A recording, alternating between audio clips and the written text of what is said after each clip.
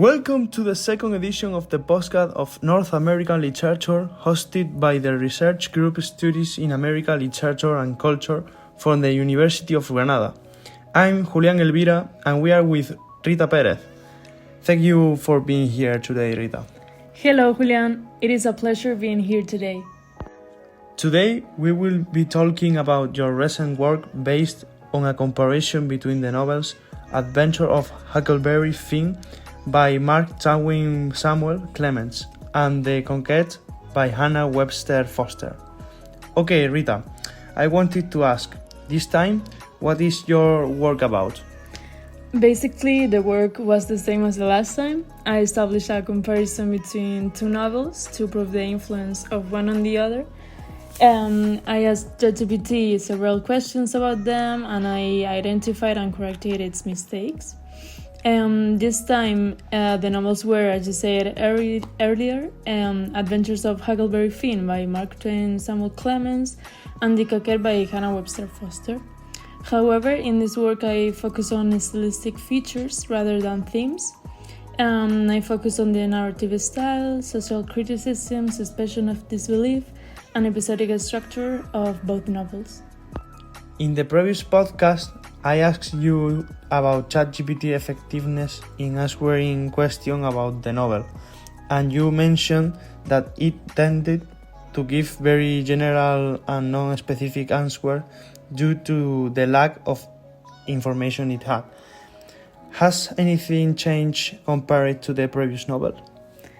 In some aspects it did, but in others it didn't. The answers lacked again of concreteness, so it left behind some essential information required to develop the essay's arguments. Also, it has no access to certain aspects of the novels, so it cannot provide deep information about their plot, for example. Another mistake is its incapability of providing textual evidence. This time it was able to provide some, but it repeated constantly the same examples or quotes of the novels, so they were not useful at all. To sum up, it provided more useful answers than last time, but I think that due to the fact that it gets its information through the internet, what it is not online cannot be provided by it. This time, what kind of question did you ask ChatGPT in order to identify the mistakes you noted in your project? I asked from general to specific questions, such as the social criticism of Twain's novel, in which way Huck, the protagonist of Twain's novel, doesn't follow social rules, the narrative style of both novels, similarities between their narrative style and dramatic features. In all of them, I asked the bot to give me evidence and specific chapters and pages to prove its accuracy. So in general, the answers helped me to develop my arguments, but as I said, the answers were very general and lacked depth. Interesting. Do you think the novels can be related to others already written? It doesn't matter if they are not from North American literature. Yeah, I think so. On one hand, as Adventures of Huckleberry Finn is a picaresque novel, it can be compared with any picaresque novel. For example, one of the most popular picaresque novels is El Lazarillo de Tormes, which is a Spanish novel. They are similar in their first-person narrator, who is a kid from the lower class. Their episode structure with no certain plot, just a series of episodes joined together. Also social criticism implied, so on. On the other hand, I think The Coquette could be compared with a novel we studied this year in class. It is called Daisy Miller and was written by Henry James. Both deal with the role of women, representing the character of the flirt. It is a person, in this case a woman, in both novels, who displays a playful behavior in order to attract men. They are characterized by charm and confidence. Both protagonists, Daisy Miller and Elisa in The Coquette, represent the new American woman who doesn't follow social rules. What do you think these novels are relevant to the reality of that time? I think they're relevant to the reality of their time due to them exposing key social tensions that shape that society. For example, in Huckleberry Finn, there are exposed the racism, moral contradictions, hypocrisy, and slavery of the time, while in Foster's novel, the limited roles of women and social expectations of women's behavior are highlighted. On top of that, they also are relevant in order to create a national American identity. Although in the time the Coquette was written, there was not a strong concern to create it, but also writing about marginalized social groups as women were also contributes to creating an American identity. Then in Huckleberry Finn, the same is obvious as it deals with black people's slavery and Huck as a kid struggling to adapt to new social conditions. I think the truly American identity is about minorities and diversity, so including them in novels helps create one. As you have analyzed both novels deeply, what difference between them have you noticed? And what novel did you like best? The key difference between the novels is their focus.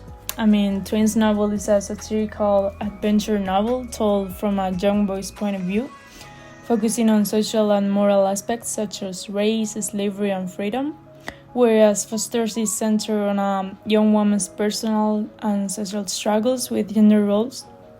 Therefore, one is focused on a physical journey and escaping the rough social conditions, while the other is driven by emotional and social conflict. I don't like judging or placing novels above others. I think Foster's novel is not as encompassing as Twain's, but it is merely because at that time not all literary devices or resources were available, and they had to write about their certain knowledge of the world and they were living in and adapting to their literary conventions. So as Twain wrote his novel many years later than Foster, he had a more complex view of the world due to all the new conditions that were taking place, such as slavery or racism. So he could include more relevant and controversial topics to his writing. That's interesting answer. I agree with you. Okay, so change of topic. I wanted to know your opinion about the use of fragmentation in Adventures of Huckleberry Finn.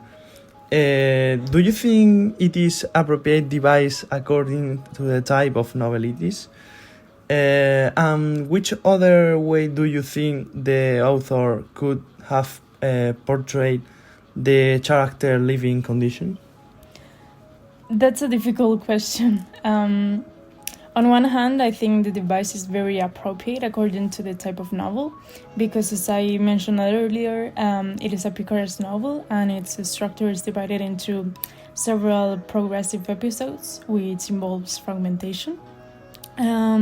Also, I believe the use of fragmentation is essential in order to reflect the reality of society at that time as something disjointed and conflicted, especially regarding race, morality, and identity. I think the author couldn't have done it better, as using the Picard's novel was an innovative resource compared with other novels of the same time. Fragmentation seems to me the perfect device to mirror the divided American consciousness, showing how inconsistent values and broken systems shape people's lives and beliefs.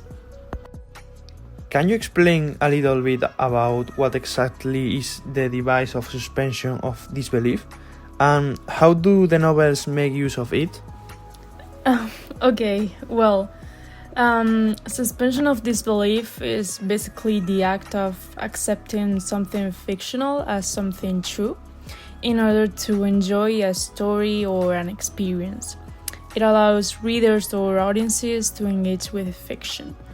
I think it is crucial for appreciating and enjoying books, theaters, movies, or whatever work of art. On one hand, in Foster's novel, this feature is seen in various ways. First of all, as the novel is based on true events, there is no suspension of disbelief. There's only in the details. So the novel requires it in 3 main occasions, I've noticed. When the several writers of the letters use elevated style while talking to a friend, when the letter seems to be written at the same time of the action taking place, or when Elisa, the protagonist, stops writing in the middle of the letter, making the tension and right there. And on the other hand, Twain's novel requires suspension of disbelief through all of it. This is due to 2 main reasons, I've noticed also. The intertextuality of the novel, as there are multiple references to other works of fiction, which Twain tries to satirize. For example, the fact that Tom Sawyer's gang can only kill people on Sundays is a clear ridiculization of romantic literary conventions. Also, Tom seems Don Quixote, and he reads all these pirate and fantasy novels, even the book Don Quixote, which is explicitly mentioned. And he's so idealistic, and on the contrary, Huck, the protagonist, seems Sancho Panza, as he is more racial and ignorant. And the other reason I've noticed is the characterization of Huck. All the reader gets from him is disbelief, as he is pictured as an ignorant, fatalistic, emotionless, and ridiculized character. And in fact, there is a metacritical feature in the novel where the author appeals to the reading public and advises the reader that what they are about to read is fiction. How do you interpret Elisa's punishment at the end of the story? Well, throughout the story, Elisa doesn't follow social rules, plays with men, and acts immorally. So the punishment is kind of deserved. I think the intention of the author was to give a moral lesson to young ladies by portraying bad behaviors of women, personalizing the character of Elisa. So the punishment is seen as the moral message of the story, a warning for women to not behave like that. I think also that rather than being a just consequence, her fate highlights the limited and restricted position women had and how harshly they were judged for breaking social rules. I think it emphasizes the social criticism intended. What part of the novel did you enjoy analyzing the most and why? Another difficult question. I know, but we need to spice things up. I really admire how authors, not only these two, but all of them, make use of fragmentation in their novels to mirror the fractured experiences and lives of the characters, as well as to mirror the society of the time. Both types of novels, the picaresque and the epistolary, allow the use of fragmentation. It reflects the characters as fragmented figures due to the rough social conditions they must go through. Also, to add to this fragmentation, some authors use ellipses as well. For example, Virginia Woolf, in her work A Room of One's Own, tries to include women in history by fictionalizing it, and she also claims that history is a fiction itself for not including women. So she uses ellipses to reflect these gaps of history in which women must be but are not. So yeah, I find these devices really genius and meticulous. Well, Rita, it was a pleasure having you today here with me. We leave it here. This was our second time together. I hope there is a third one. It depends on you. You know, I really enjoy being here. If I'm doing another research project, don't worry, I will count on you. That will be fantastic, Rita.